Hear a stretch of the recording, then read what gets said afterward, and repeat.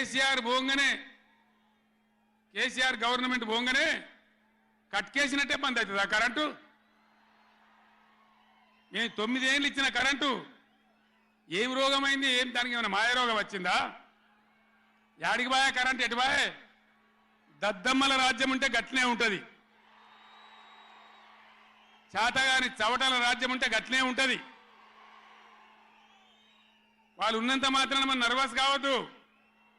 ఎక్కడికక్కడ నిలదీయాలి. ఏమైందిరా బిడ్డ నా కరెంట్ అని అడగాలి.